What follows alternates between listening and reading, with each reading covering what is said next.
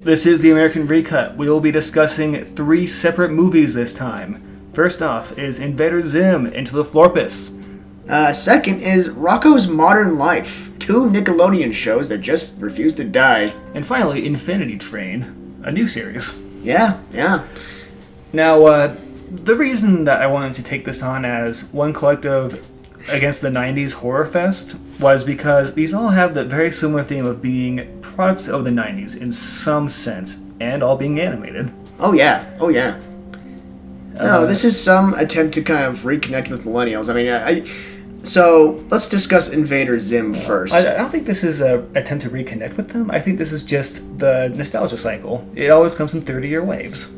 Oh, that's right, the 30-year cycle penumbra with nostalgia, yep. Alright, now, I think that what a lot of people are here for is just our top 3 and then just shut the stream off. So we may as well give that to them and then let them be angry about why we chose our top 3. Why not? So, do you want me to start or would you like to? You go ahead. Alright, number 1, Infinity Train, by a mile. Oh. Infinity Miles. My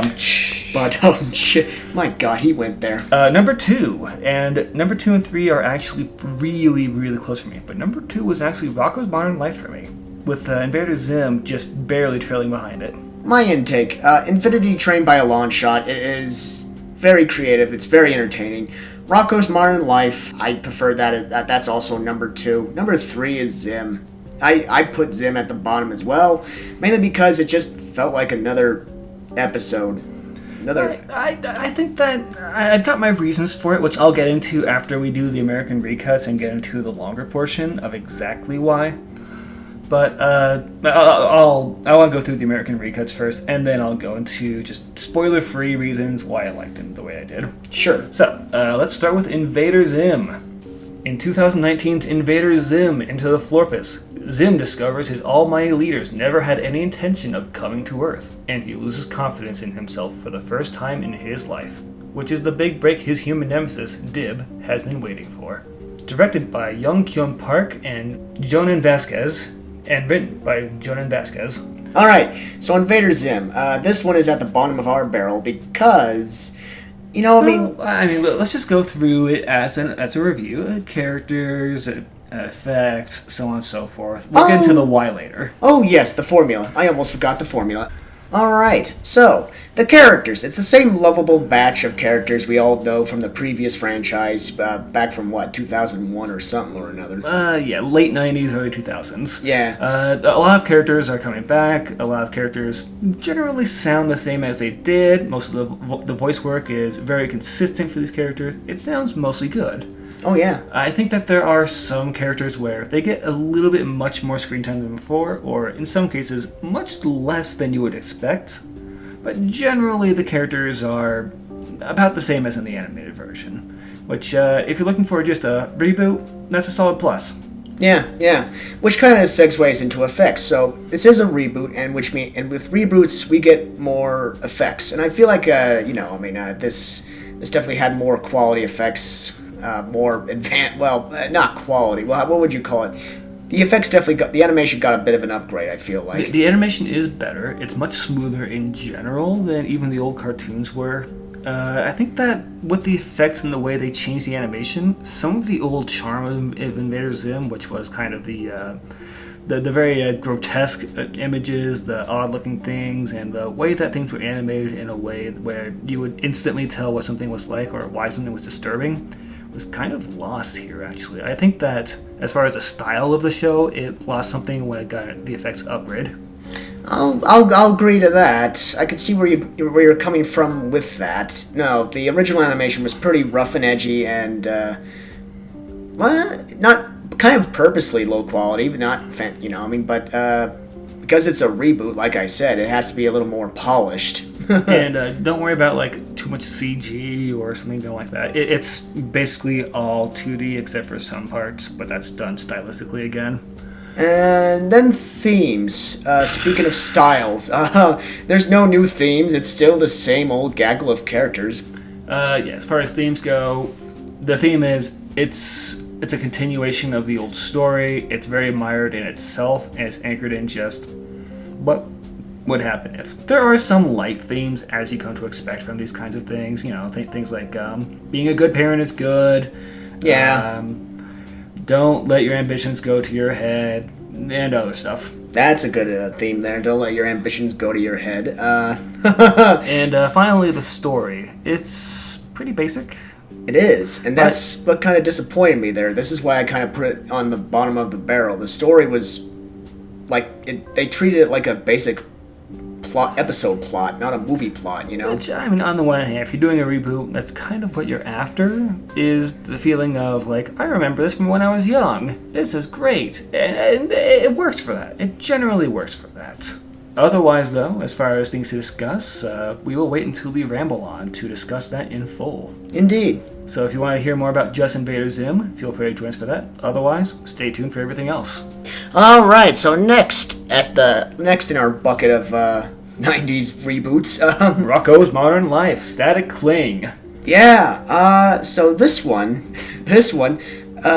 so this is, I did not know this. They were blasted off into space, and, they look good after 20 years, they haven't aged a single bit. Right off the bat, it feels like just another episode of Rocko's Modern Life. It does. We wanted to critique Zim for this one, and to an extent that critique exists early on in Rocko's Modern Life, but it differentiates itself relatively quickly.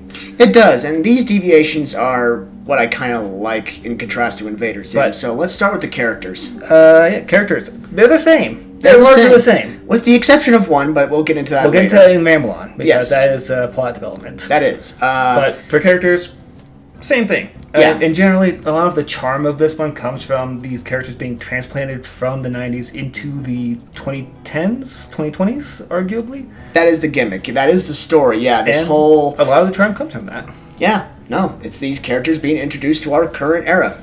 Now, let's talk about themes for a moment, because I think that's much stronger in this story than it was in Invader Zim. Right. The themes in this episode, I'm going to call it an episode, it's definitely more prevalent in this one than it was in Invader Zim. The themes are, clearly change. The winds of change. The winds of change. The winds of change. Something that our main protagonist, Rocko, struggles with, and as well as a few other characters. Well, some characters adjust well to change. Rocko and Mr. Bighead. Mr. Bighead clearly struggle. I think that the themes of this one, there's multiple things going on, because while the obvious theme is change and how you approach change, there's a few other things here and there. There's continuing your life where you left it off. There's a lot of things that we'll get into with the ramble on for this one, but needless to say, this does some things that I didn't expect from a reboot, and I was pleasantly surprised in some places by that. Agreed. No, this isn't... I'm not a fan of Rocko's Modern Life, but, I do kind of appreciate the modern satire and the jabs it takes at itself, so you know what? Hats off to you. I think, especially for this one, this is one where I didn't quite appreciate it while I was watching it, but it's one that kind of stuck with me for a while, and one which, over time, I came to appreciate as I thought back on it. Right. Effects for this show. Reboot style, polished graphics. I mean, the art style's the same, but it's the animation is smoother. Generally, though, I think that unlike with Invader Zim, where there is something kind of lost in the transition, this goes out of its way to maintain that same kind of very 90s feeling of it. Like that kind of 90s humor, that kind of sense of elasticity to all the characters that feels absolutely cartoonish. Right. And it does good with keeping that. And I think that as far as the style, and I'm going to merge that with effects here, goes, I think that there are some points where, unlike with Zim, you do kind of see what's going on and kind of cringe a little bit hard and say, oh yeah, this was funny in the 90s, that's right. That's true, right, no. There's a few things like that. Like, very early on, there's the superhero guy who just kind of does his transition with the nipples. Oh! Yeah, it's got that kind of feeling of but at the same time, this is kind of what you're looking for a little bit with these reboots, and I'll get into why I think that's actually a choice that they made, which kind of works for it. It does. It's its own niche, and you gotta appreciate it, but all the same... Finally, story. It's very basic. Oh, very. It's very Rocko's Modern Life, where things just happen. Yeah. Things just happen. They go places, they do stuff. who cares? Who cares? But yeah, it's much more important what themes they're tackling and what ideas they want to talk about. Because the story is interesting because it does a lot of social critique and has a lot of kind of a bite to it in some ways. Yeah. It's interesting, but it's not deep. That's what I liked about it more than Invader Zim. I mean, it just... Otherwise, if it didn't have that, it'd just be just another basic reboot. All right, now, would you recommend spending time watching this episode? It was enjoyable, but if you hadn't told me to watch it, I really wouldn't have otherwise. I wasn't a fan of the franchise because it came from a period of animation where it was just so gross, you know? I mean, like Invader Zim, it had some dark humor, some gross humor, and I can't deal. I think I would narrowly recommend it myself. I like nostalgia well enough, and this is one of the few reboots where it's aware of what it is, kind of a soulless cash grab, and it wants to flick you on the nose for it a little bit. Oh, don't say nose. All right.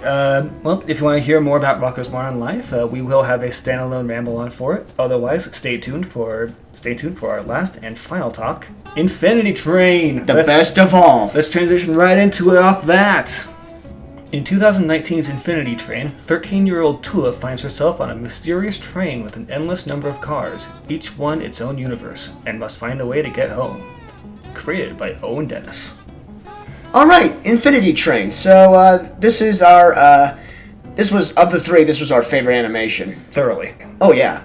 That raw, imaginative storytelling combined with equally imaginative animation. It was very good. This is very much in the same kind of bucket that you would put things like Over the Garden Wall or Gravity Falls into, where they are outstandingly unique products of a very single-minded drive in the creation of it.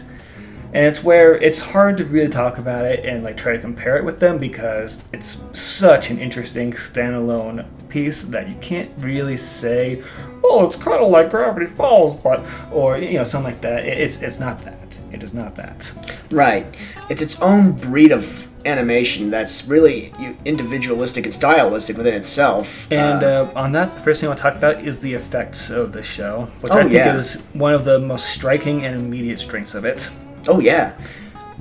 Which, so the show does kind of the thing that a little bit like what Over the Garden Wall did with its backgrounds, where they're kind of very much these painted pieces. They look like they're, you get kind of a vibe of like those early 90s, late 80s point-and-click adventure games where you have this beautifully painted background and then the characters that just exist on this background. That's just this gorgeous painted scenery. Right. And almost every background is like that in this show. They stand out magnificently, and they set the tone extremely well. Not to mention the movements and the transition of all these objects and people. It's just, it's nice. It's really nice. Yeah. One of the influences of this show was the game Myst, which it shows. It definitely shows. There's a very similar thread of this absurdist puzzle solving that's going on in this show.